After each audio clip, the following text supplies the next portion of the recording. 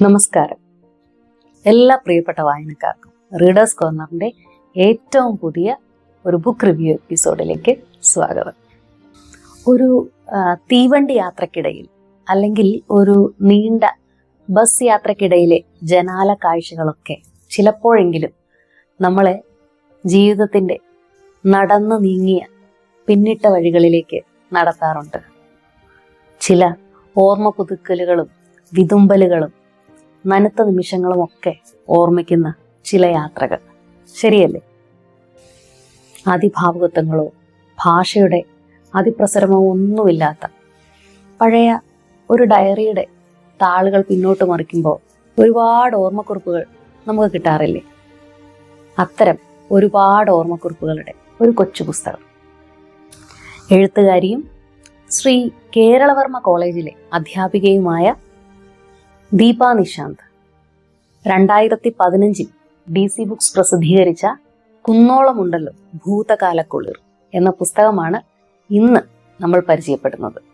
ഈ ഓർമ്മക്കുറിപ്പുകൾക്കൊക്കെ എഴുത്തുകാരി നൽകിയിരിക്കുന്ന തലക്കെട്ട് വളരെ ആകർഷണീയമാണ്. മിക്കവാറും തലക്കെട്ടുകളൊക്കെ തന്നെ എനിക്ക് വളരെയധികം ഇഷ്ടപ്പെട്ടു.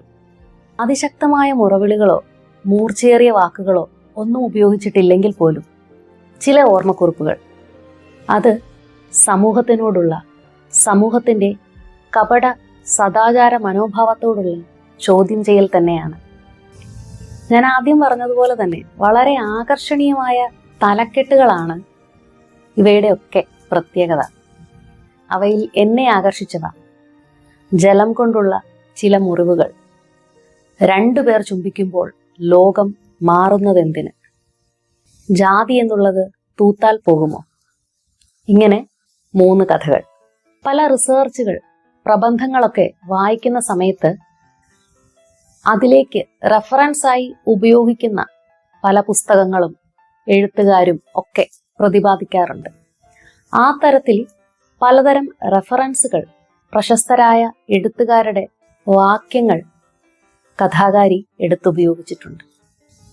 അങ്ങനെ ഈ വായനക്കിടയിൽ സുഗതകുമാരി ടീച്ചറുടെ കൊല്ലേണ്ടതെങ്ങനെ എന്ന കവിതാ സമാഹാരം ഓടിപ്പോയെന്ന് വായിച്ച് പിന്നീട് ഈ പുസ്തകത്തിന്റെ കഥയിലേക്ക് തിരിച്ചു വന്ന ഒരു അനുഭവം എൻ്റെ വായനാ ജീവിതത്തിൽ എനിക്ക് ആദ്യമാണ്.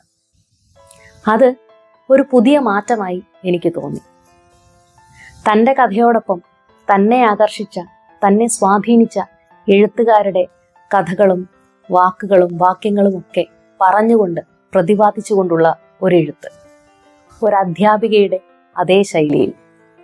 വായനയുടെ ലോകത്തിന്, എഴുത്തിൻ്റെ ലോകത്തിന് ഇനിയും സംഭാവനകൾ നൽകുവാൻ എഴുത്തുകാരിക്ക് സാധിക്കട്ടെ, എഴുത്തുകാരിയുടെ തൂലികയ്ക്ക് സാധിക്കട്ടെ എന്നാശംസിച്ചുകൊണ്ട്, പ്രാർത്ഥിച്ചുകൊണ്ട്, നന്ദി.